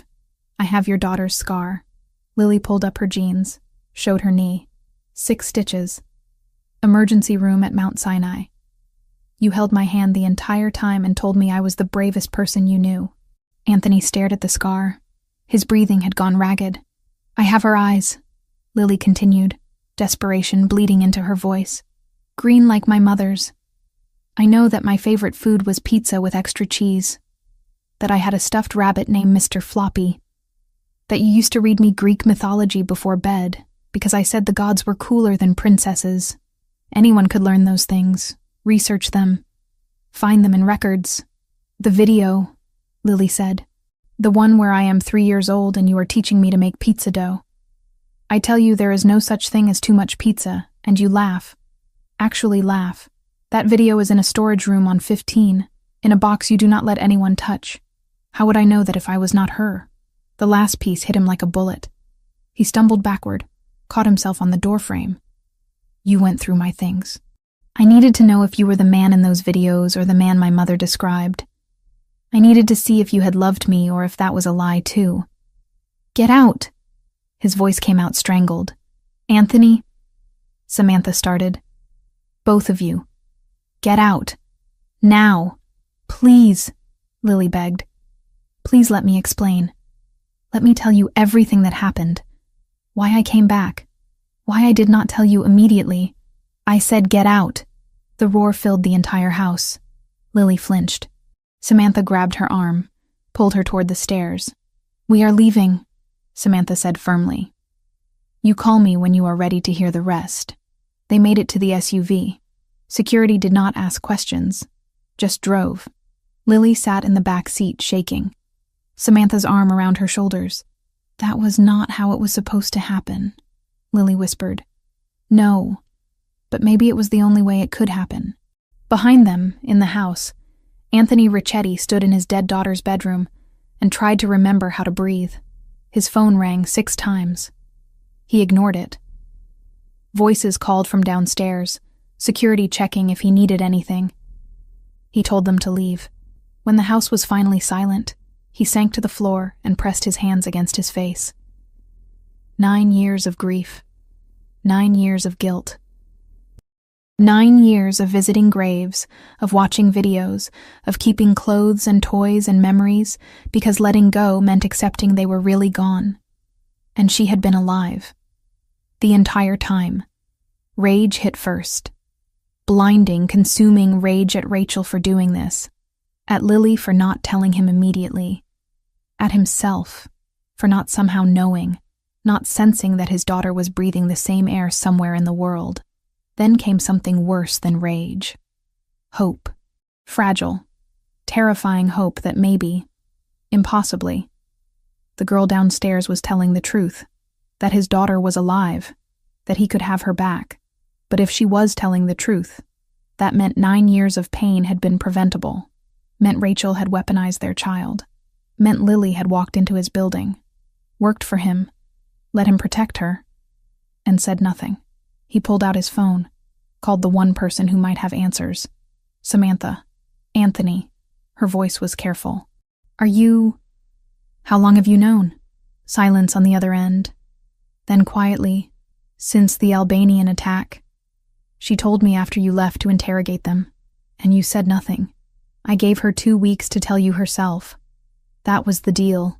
She was supposed to write you a letter, supposed to do this on her terms. What happened today was not the plan. 2 weeks. You have known for 2 weeks that my supposedly dead daughter was alive and you said nothing. She was terrified, Anthony. 15 years old. Told her entire life that you were dangerous. Suddenly alone in a city that is not safe for someone like her. She needed time to be sure. Sure of what? That you were not the man her mother described. That telling you would not put her in more danger. I would never... His voice broke. I would never hurt her. She is my daughter. She knows that now. But she did not know it when she arrived. All she had was 9 years of lies and a dead mother's confession. Samantha's voice softened. She came back because she wanted to find you. Because she hoped Rachel was wrong. Give her a chance to explain the rest. Anthony sat in his daughter's room, surrounded by the childhood Rachel had stolen, and tried to process the impossible. His daughter was alive. Everything else, all the anger and betrayal and confusion, would have to wait, because underneath it all, beneath every other feeling, was the one truth that mattered. His daughter was alive. He did not know how long he sat there. Minutes or hours. Time had stopped meaning anything. Finally he stood, walked downstairs, got into the SUV that had been waiting. "Where to, sir?" the driver asked. "The cemetery." He stood at the graves alone, the 2 headstones that had defined his existence for 9 years. One for Rachel, one for Lily, both lies carved into permanent stone. "You did this," he said to Rachel's grave. "You took her from me, made me think she was dead. Let me suffer for 9 years when she was alive." The stone offered no answers. He turned to Lily's grave, touched the name carved there. "I do not know if you are really her," he whispered. "I do not know if I can trust what I am feeling. But if you really are my Lily, I need to know everything. I need to understand how we lost 9 years." The city noise faded into background static. He stayed until his phone rang with a call he could not ignore. When he finally left, he did not look back at the graves, could not bear to see his daughter's name on stone that should never have existed. He had decisions to make, questions to ask, a truth to verify beyond what his heart desperately wanted to believe. But first, he needed to go somewhere quiet and figure out how to reconcile the impossible with the real. His daughter was alive. Everything else would follow from that. Anthony did not call for 2 days.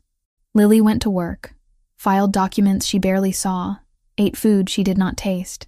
The apartment he had given her felt like a borrowed stage set, waiting for someone to come take it away. Her phone stayed on the table, screen face up, every buzz making her heart slam against her ribs. None of them were from him.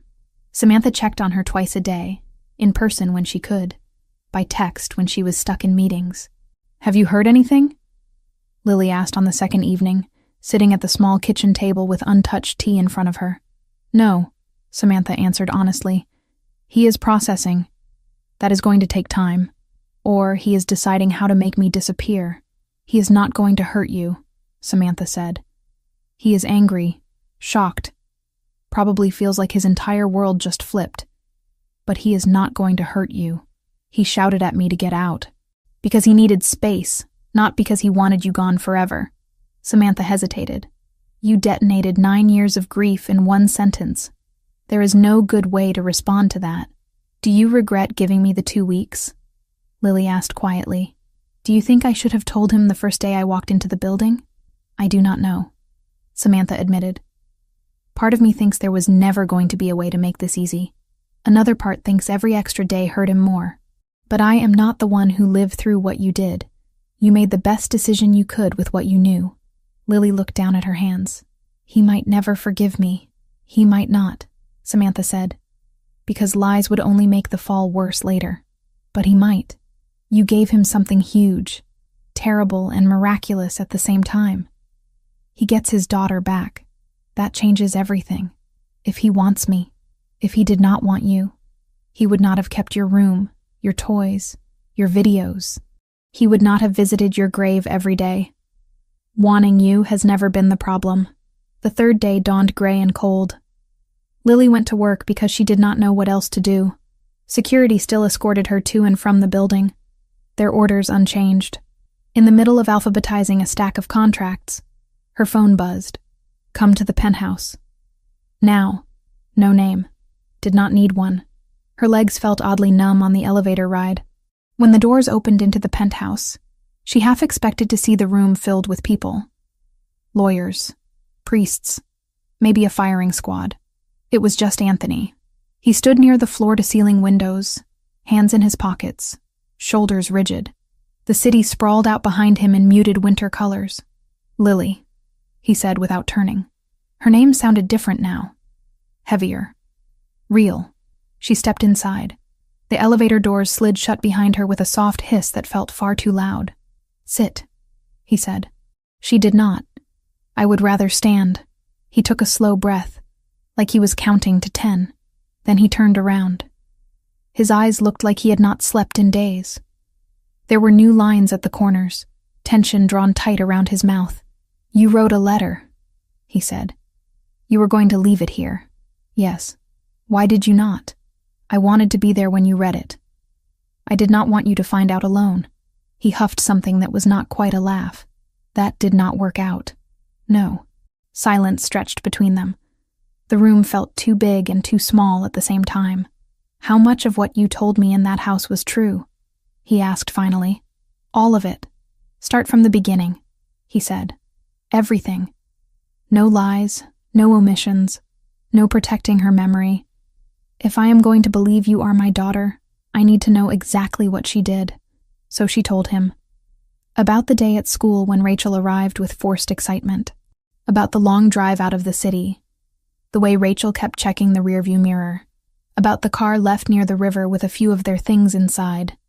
Doll, jacket, car seat. Just enough to make the story believable.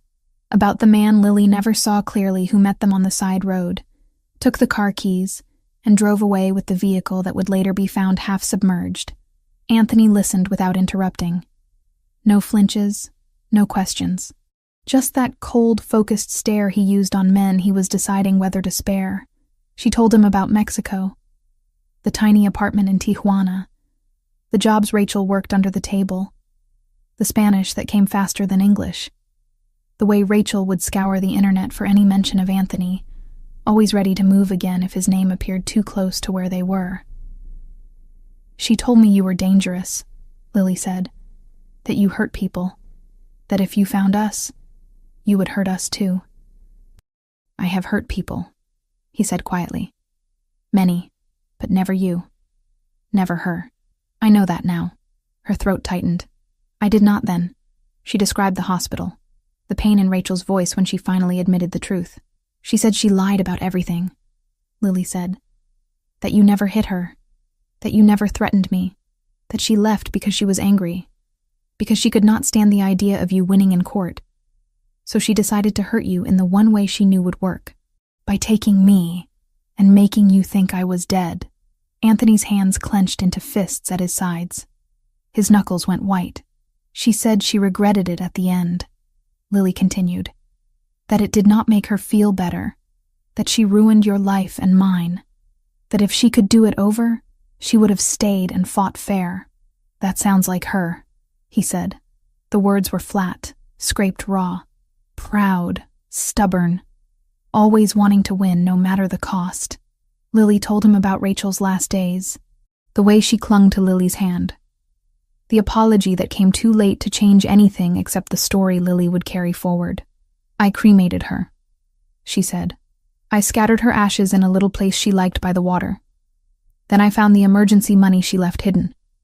Enough for a bus ticket north and a fake ID. Alone, he said. Not a question. Yes, you were 15, alone, no papers, no protection. I had survived worse in Tijuana. That is not an answer. It is the only one I have. He looked away, paced once across the room, then back. You could have called me, he said, found some way to reach me. I have resources, connections. One phone call and I could have had you out of there, in a hospital in New York, with the best doctors in the world treating her. She did not want that, Lily said. She was terrified of being found, of you finding her. Even after she confessed, she was afraid of what you might do if you knew where we had been for 9 years. And you listened to her. She was my mother, Lily said quietly. Sick, dying. I did not want to spend her last days fighting. He flinched. So you honored her lies instead and let me bury an empty coffin.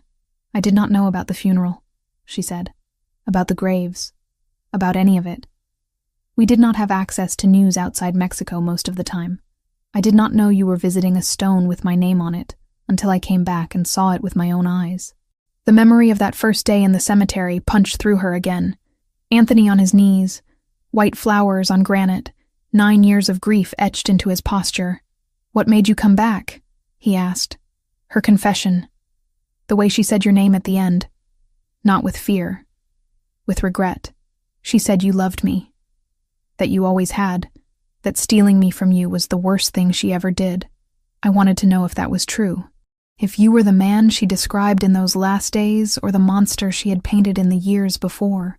So you forged documents, got into a program that brings you directly into my building, used my charity to get close enough to watch.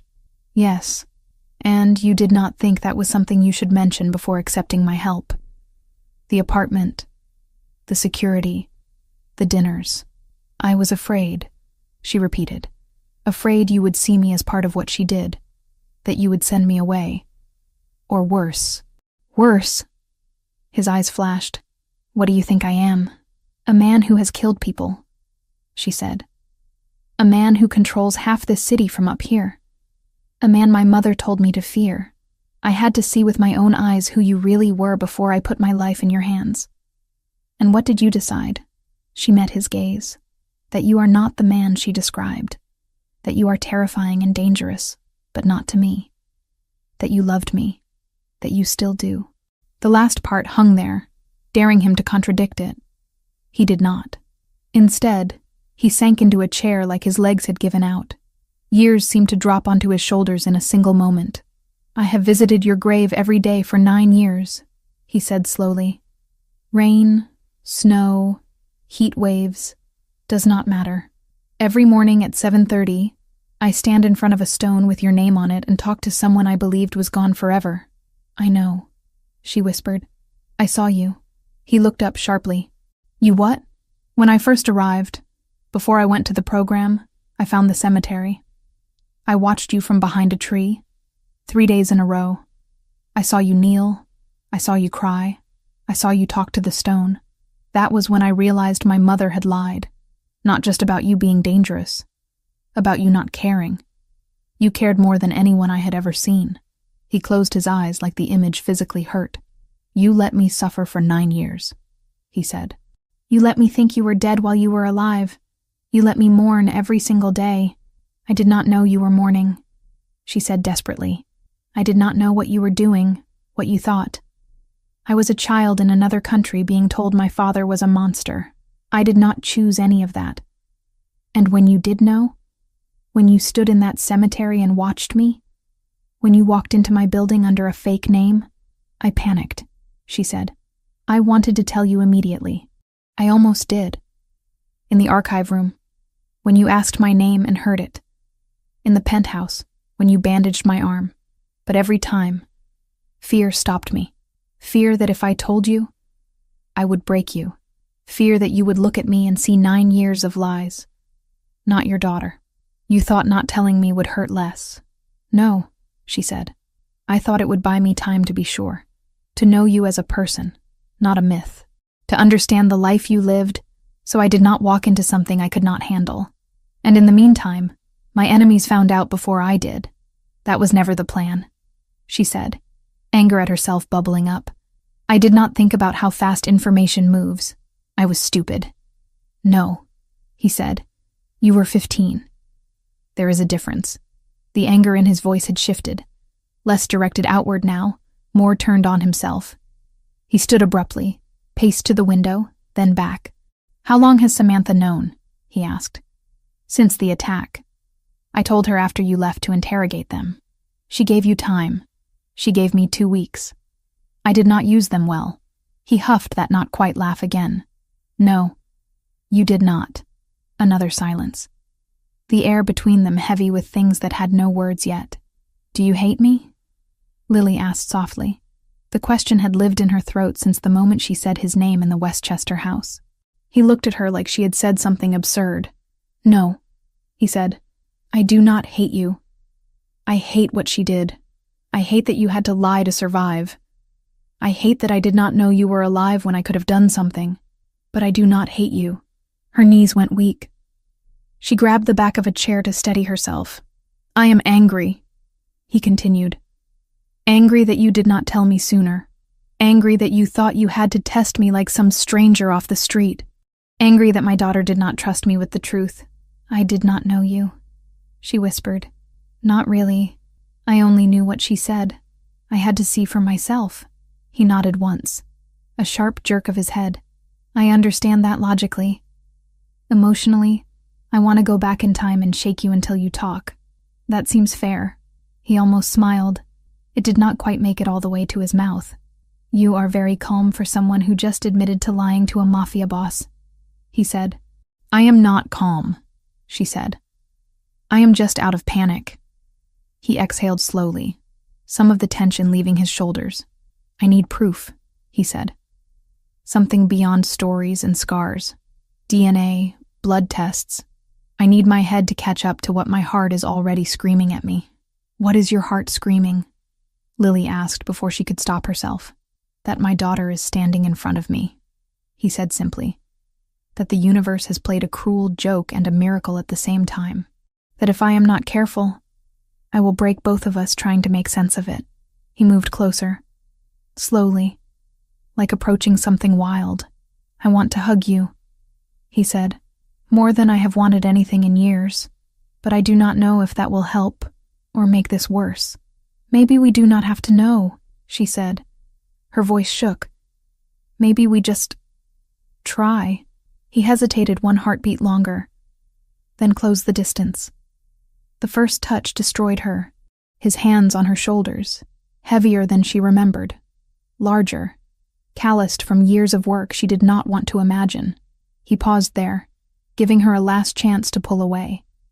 She stepped into him instead. His arms went around her in a motion that was half muscle memory, half instinct. He pulled her in like he had in the videos, but tighter, like he never planned to let go again. She broke. The sob tore out of her so violently it bent her forward. Tears soaked into his shirt, hot and endless.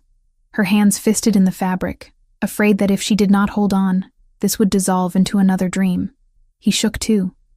She felt it, his chest heaving, breath uneven, one hand cradling the back of her head like she was still small enough to fit entirely under his chin. I am here, he whispered into her hair. You are here. You are real. I am sorry. She choked. I am so sorry. I should have come sooner. I should have told you immediately. I should have... Stop, his voice cracked. You survived. You came back. That is all that matters. They stayed like that a long time. Time blurred. The world outside the windows could have ended, and neither of them would have noticed. Eventually, the sobs slowed. Lily's legs went from shaky to merely weak. Anthony did not release her completely, just eased his hold enough to see her face. You look like her, he said quietly. Like me too. But the way you frown... He brushed a thumb over the line between her brows. That is all her. I do not remember her the way you do, Lily said. I remember the last version, sick, angry. Sorry, I do not remember this house or what you were like together. I have videos, he said. Pictures, stories. We will go through them when you are ready. All of them. You deserve to know the part she stole from you. Do you... She hesitated. The question felt fragile. Do you still want me here? In your life? In this... world? I have wanted you here every day for 9 years, he said. That has not changed because I am angry at how you came back. You are not going to send me away. Never. His voice hardened on that word. I let you be taken once. I will not fail you again. She believed him. For the first time since stepping off the bus in New York, some part of her unclenched. A soft knock sounded from the elevator foyer. "It is Samantha," came the muffled call. "Anthony? Lily? Are you okay?" Anthony closed his eyes briefly, then stepped back, keeping one hand on Lily's shoulder like he needed the physical contact to stay grounded. "Come in," he called. The elevator doors slid open. Samantha stepped out, expression fierce and worried at once. Her gaze flicked between them. Red-rimmed eyes, tear tracks, the slight swell of Anthony's chest from uneven breathing. "You talked," she said. "We did," Anthony replied. "And?" He looked at Lily, then back at Samantha. "And I need to know something." "Anything," Samantha said. "How long?" he asked. "Have you been carrying this alone?" She understood he did not mean about Lily existing. He meant about him, about his grief, his anger, his slow, stubborn attempt at being human again. "Since the day I met you," she said, but more consciously for the last few months. "You should have told me when you knew," he said, though there was less accusation now. "I know," she said. "If I could go back, I would probably do it differently. But at the time, all I could see was a girl who had survived something impossible, and a man who had survived something else impossible. And I did not want either of you to break the other by moving too fast." He studied her for a long moment. Then he did something that surprised Lily. He reached out his free hand and pulled Samantha closer, careful not to let go of his grip on Lily. "We are going to need you," he said simply. "Both of us." Samantha smiled through her own tears. "I am not going anywhere." They ended up on the couch, an odd, fragile triangle. Anthony sat in the middle, Lily on one side, Samantha on the other. The city stretched out beyond the glass, unaware that in one penthouse, a family was being painfully, miraculously reassembled. "Practicalities," Anthony said eventually, the strategist in him resurfacing. "We need to fix your papers. Birth certificate, death certificate, school records. The law believes you are dead. We have to undo that without making too much noise. I can help with that," Samantha said. "I have contacts in social services. They will be shocked. But there are procedures for people declared dead and later found alive. Rare, but they exist. We will use official channels where we can," Anthony said. "And where that fails, we will use mine." "What about school?" Lily asked. The thought of a normal classroom felt alien. "You are going," he said. "You lost too much already. You are not losing your education on top of it. We will find a place that can handle security quietly." Lily thought about kids her age who had spent the last 9 years worrying about grades and crushes instead of border crossings and forged IDs.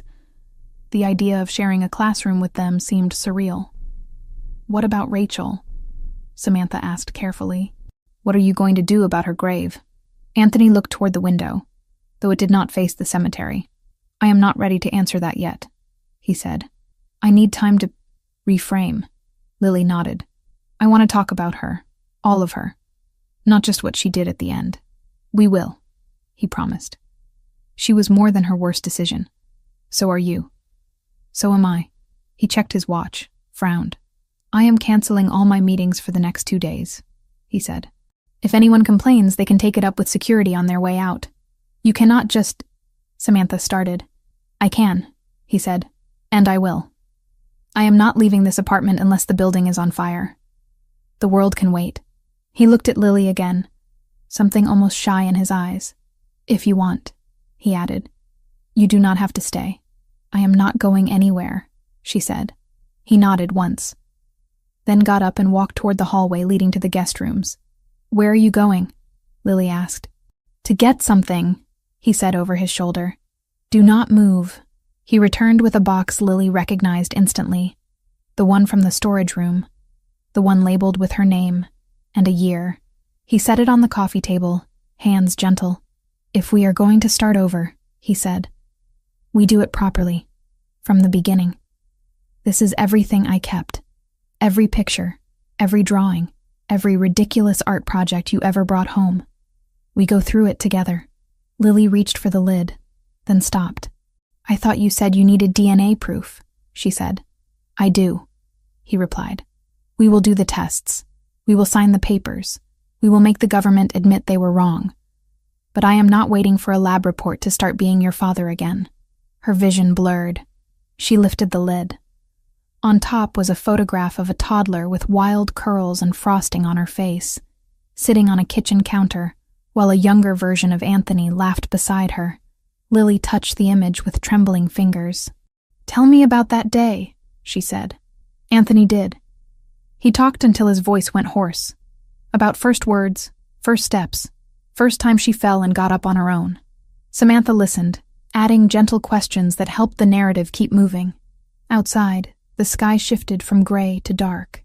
Inside, in the warm circle of lamplight, a man, his daughter, and the woman who had bridged the gap between them, began the slow work of stitching 9 lost years into something new. 2 days turned into 6 before anyone outside Anthony's closest circle realized something had changed. He cleared his schedule with the same efficiency he used to move shipments and negotiate territory. Meetings vanished from his calendar.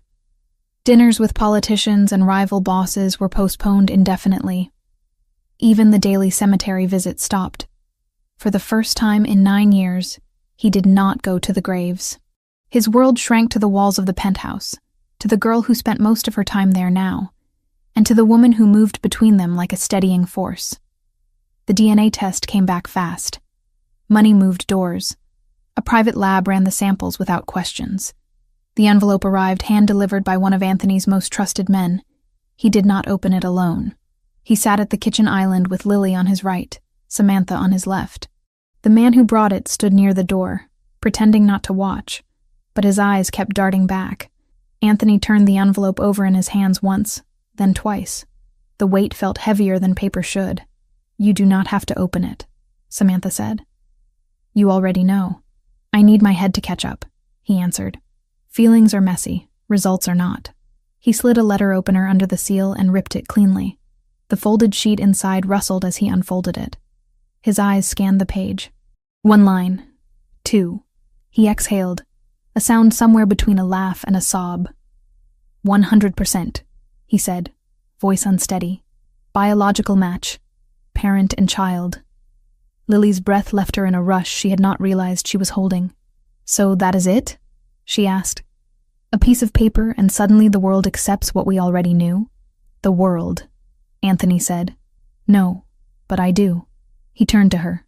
Hello, Lily Ricchetti, he said softly. Officially. Hello, Dad, she replied. The word no longer felt like theft. The man by the door cleared his throat. Congratulations, boss. Anthony nodded once. This does not leave this room. Not yet. When I decide who else needs to know, they will hear it from me. The man left without another word. Practicalities came next. Paperwork, lawyers, judges who owed Anthony favors they never expected to be called in for something this personal. There were procedures for people declared dead and later found alive. Rare, but not non-existent. Usually it involved fraud or identity theft. Not a mother who staged her own child's death. The lawyers explained carefully where they could work within the system and where they would quietly push around it. We will start with vacating the death certificate, one of them said. Once the court acknowledges she is alive, we can move to amend records. It will take time, months, maybe longer. But it can be done. And the grave? Lily asked quietly. That is a private matter, the lawyer replied. The state does not care what you do with a stone. Anthony dismissed them after an hour. His patience for legal language had limits even on the best days. Today, his tolerance was thin. When the door closed behind the last suit, he looked at Lily and Samantha. I want to change it, he said. The stone. Both of them. Not erase them, Lily said quickly. Just make them honest. He nodded. Rachel was not entirely who she pretended to be, but a part of her loved you. That deserves to be acknowledged. And you... He stopped, swallowed. You were never there to begin with. They went to the cemetery together for the first time. Security stayed back, giving them a wide circle of privacy. Samantha walked on one side of Lily, Anthony on the other. The wind cut across the open space, carrying the sharp scent of winter and something softer from the flowers other people had left for their dead. 2 headstones waited where they always had. Rachel's name, Lily's name, dates that now meant something entirely different. Anthony crouched in front of his daughter's grave, ran a hand over the carved letters. "I am sorry," he said. "I am sorry I put you here in my mind. I am sorry I did not fight harder when your mother took you. I am sorry I let this stone define 9 years that you were still living." Lily knelt beside him. "You did not know," she said. "You believed what everyone believed. There was blood. There was a car. There were reports. You are not a god. You do not see everything. I was supposed to protect you, and you tried. You are trying now." He closed his eyes for a moment. When he opened them, they were wet, but clear. "We will replace this," he said. "Not remove it completely. I cannot pretend those 9 years did not happen, but we will change it into something that reflects truth." "What will it say?" she asked. "Maybe nothing," he said. "Maybe it will be blank for a while, a reminder that the story is still being written." They moved to Rachel's grave next. Lily stared at the name. Her mother. The woman who had held her and lied to her, who had stolen her and kept her alive, who had hurt and loved in the same breath. "I do not know how to feel standing here," Lily admitted. "I am angry. I am sad. I miss her. I hate what she did. I feel guilty for hating someone who is not here to defend herself." "You do not owe her simple feelings," Samantha said gently. "She did something unforgivable, and she also raised you and loved you. Those things exist together. They do not cancel each other out." Anthony's jaw worked. "She destroyed me," he said. "She knew exactly what leaving like that would do. But she also gave me you. I cannot pretend she was only one thing." He knelt, placed his palm flat against the cold stone. "I hope you see this," he said quietly. "Wherever you are, I hope you see that we found each other anyway. In spite of you. Because of you. I do not know which yet." Lily reached out and put her hand over his. For a moment, all 3 of them were connected through the name of the woman who had bound and broken them. Later, Anthony would arrange for a new stone. Rachel's would be replaced with one that spoke of complexity. Mother, wife, flawed human being. Lily's would be turned into a memorial, not a lie. A marker for what almost was lost, not what had been. But that day, they left the cemetery with nothing changed but themselves. Back at the penthouse, real life waited. "We need to talk about school," Anthony said that evening over takeout containers spread across the kitchen island. He had tried to convince the chef downstairs to make something, but Lily had asked for cheap Chinese food that reminded her of late nights in small apartments. He had reluctantly agreed. "I have never been to a real American school," she said, picking at noodles. "Not since I was 6. "Then you are overdue. I do not even know what grade I should be in." "We will test you," Samantha said. "See where you are academically, then place you accordingly. Age-wise, you would be in 10th grade. But we can adjust if needed." Anthony frowned. "I do not like the idea of you in a building I do not control." "There are private schools with good security," Samantha replied. "Places used to high-profile kids. Children of diplomats, CEOs, people with enemies. And me," Lily said dryly. "Child of a Mafia boss. That will go over well." "No one has to know that part," Samantha said. "On paper, you will be the daughter of a wealthy businessman. That is all." "You are okay with lying like that?" Lily asked her. "I am okay with keeping you alive long enough to figure out who you want to be," Samantha said. "If that means fudging some details on a school application, I will sleep fine." Anthony gave a short nod. "Start looking. Money is not an issue. Safety is. And what about—" Lily hesitated. "Your world. The other one. The part that is not boardrooms and legal fronts. My world," he said slowly, "is not what it was when my father ran it. I have already been moving things toward legitimate operations. Too slowly, apparently. Now, with you here, that process accelerates. You cannot just walk away," she said. "You said so yourself. I cannot vanish without consequences." He agreed. "But I can step back. Delegate. Reduce exposure. There is a difference between being the face of an empire and being the landlord of its legal shells. Samantha watched him, aware of how significant that statement was. Men like Anthony did not give up control easily. "You are doing this for her," she said. "I am doing this for both of us," he replied. "I have spent 9 years with nothing to lose. That is a dangerous way to live. Now I have something again. Someone. That changes calculus." He looked at Lily. "I will not lie and say I can become an honest man overnight. That would be another lie you do not need. But I can promise you this. Nothing from that side of my life will ever touch you if I can help it, and I will work every day to reduce the chances it can." Lily held his gaze. "You cannot promise nothing will ever touch me," she said softly.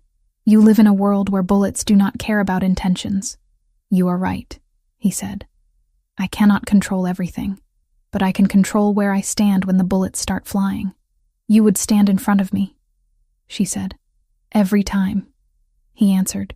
Trust did not spring fully formed from those words. It grew, slowly, over the next months. Lily enrolled in a private school on the Upper West Side under the name Lily Wells Ricchetti, daughter of businessman Anthony Ricchetti and partner Samantha Wells. The hyphen was deliberate, a quiet acknowledgement of the woman who had held her hand through the most dangerous part of the journey back. At first, school felt like an alien planet. Kids complained about homework and college applications and parents who did not understand them. Lily came from a life where worries were measured in border checkpoints and whether a landlord would change the locks without warning. She was behind in some areas, ahead in others. Math and science came easily. Literature took more work. History felt like reading someone else's life story while living an entirely different genre. The school knew nothing of her real background. On paper, she was a transfer student from an international school in Mexico City. Her Spanish fluency helped sell that story.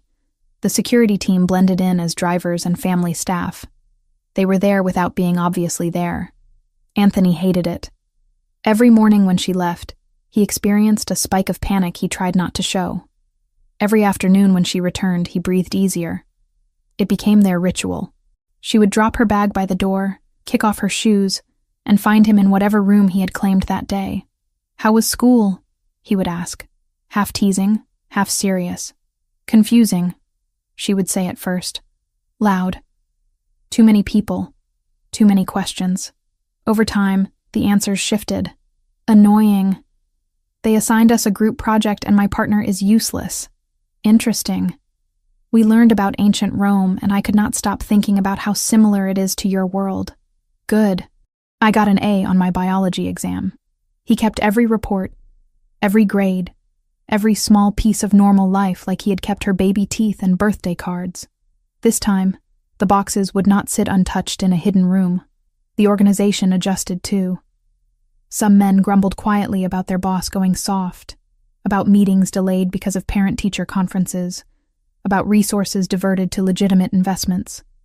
Others understood. "Boss is thinking long-term," one of his lieutenants said in a bar one night. Before, he was thinking until the next bullet. Different game now. Anthony did not explain himself. He did not need to. Anyone who had seen his face when he walked into a room and Lily looked up and smiled understood enough. The Albanians tested the boundaries once. A minor flare-up on the docks. Nothing major. A container misplaced, a payment delayed. Shots fired more as warning than as declaration of war. Anthony responded with controlled ferocity. Meetings happened behind closed doors. Territory maps were redrawn. A deal emerged that left the Albanians with expanded rights in a port across the river, and Anthony with a written agreement that explicitly listed Lily by name as untouchable. "If anything happens to her," he told their leader across the table, voice calm and cold, "I will not go after your money. I will not go after your men. I will go after your family, and I will not stop." The man believed him. He signed. When Anthony came home that night, he found Lily asleep on the couch, a textbook open on her chest. Samantha sat in a chair nearby, reading a file. "How bad was it?" she asked without looking up. "Handled," he said. "They will not touch her." "You cannot guarantee that." "No," he said. "But I gave them extra incentive to keep their distance." She closed the file, studied his face. "You look tired." I negotiated with men who think compromise is weakness. I am exhausted. Come sit down, she said. For 5 minutes. Then you can go back to being terrifying. He did. He sat beside his sleeping daughter and watched the steady rise and fall of her chest. She snores a little, he observed. Only when she falls asleep on the couch, Samantha replied. In bed, she sleeps like the dead. He winced at the phrase. She did too. I am sorry, she said. Do not be. Death will always be in the room with us. We might as well learn to joke around it. He turned to her. You saved us, he said quietly. Both of us. If you had told me the day you suspected, I might have pushed her away. Might have thought it was a trick. You gave her time to see me. You gave me time to be someone worth coming back to. I also let you both suffer for longer than you needed to, she said. That is not nothing. It is part of the story, he said. Like everything else, regret does not erase what came after. He reached for her hand. It had become an easy gesture by now, but it still felt significant. I want you here too, he said. Not just as someone who bridges gaps. As part of this. If you want it. This, she echoed, glancing at Lily. You and a teenager and a criminal empire trying to become something else. Something like that. She smiled. I want it. They were not married. Not yet. The idea had been mentioned once, half-jokingly, then left to simmer. They did not need papers to define what was already clear in how they moved around each other. 6 months after Lily first spoke the truth in that Westchester bedroom, the three of them returned to the cemetery. The new stones were in place. Rachel's grave now bore an inscription that read, Rachel Ricchetti, beloved and flawed. Mother, wife, human. May the parts we loved teach us to forgive the parts that hurt. Lily read it twice. Do you think she would be angry? She asked. Probably, Anthony said. She would say I was making her too soft. She was softer than she wanted anyone to see, Lily said. You just did what she could not. They walked to the other stone. Where Lily's name had been, there was now a simple plaque. For the years we thought we lost her. No dates. No more lies. Lily traced the words with one finger. It feels strange, she said. Having a grave for a life I did not live. It is not a grave, Anthony said. It is a marker, a reminder of how close we came to losing this for real. A warning to never take second chances lightly. Samantha stood a few steps back, watching them. She thought of the first day in that coffee shop when a girl asked to sit at her table and claimed to be hiding from bad men. Different story, different city, but the feeling was similar. A moment of kindness that changed everything. Thank you, Lily said suddenly, turning to her, for believing me, for giving me time, for not running when things got messy. That is what I do, Samantha said. Stand in messy places with people who need someone to keep standing. Anthony stepped between them, took one of each of their hands. We go forward from here, he said. No more pretending the past did not happen. No more letting it decide everything either. What does forward look like? Lily asked. School, he said. Therapy. Boring things like debate club if you want it. Me in a suit in fewer warehouses and more conference rooms. Samantha yelling at us when we forget what normal looks like. And dinners, Lily added. Where you tell stories about when I was little and I pretend not to be embarrassed. And fights, Samantha said. Because you are 15 and he is stubborn, and I am not going to let either of you win all the time. And holidays, Anthony said. Real ones. With too much food and noisy people and arguments about nothing. Lily looked at the plaque with her almost grave one last time. Then she turned away from it.